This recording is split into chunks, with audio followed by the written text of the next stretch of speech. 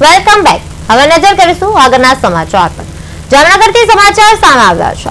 મહાનગરપાલિકા દ્વારા ફરી એક વખત મેગા ડેમોલેશન ઓપરેશન હાથ ધરવામાં આવ્યું છે.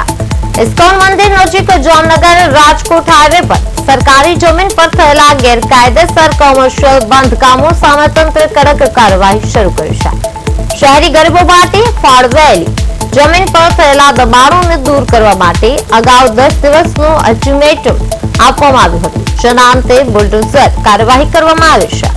અંદાજે 1.20 લાખ ચોરસ ફૂટ વિસ્તારમાં થયેલા દબાણો દૂર કરવામાં આવશે. ઓપરેશનમાં એસ્ટેટ ફાયર સ્લમ વિભાગ સહિત મનપાની અનેક ટીમો જોડાઈ શકે છે. જેસીબી, ટ્રેક્ટર અને અન્ય ભારે મશીનરી સાથે કાર્યવાહી ચાલી રહી છે, જ્યારે સમગ્ર કામગીરી દરમિયાન હાઈવે વિસ્તારમાં ચુસ્ત પોલીસ બંદોબસ્ત ગોઠવવામાં આવ્યો છે. આ પ્લોટ પર અમુક આસામી દ્વારા ગેરકાયદેસર કોમર્શિયલ બાંધકામ કરવામાં આવેલા હતા, જે પૈકી અમુક બાંધકામો તારીખ 3/5/2026 ના રોજ જામનગર મહાનગરપાલિકા દ્વારા દૂર કરવામાં આવ્યા હતા.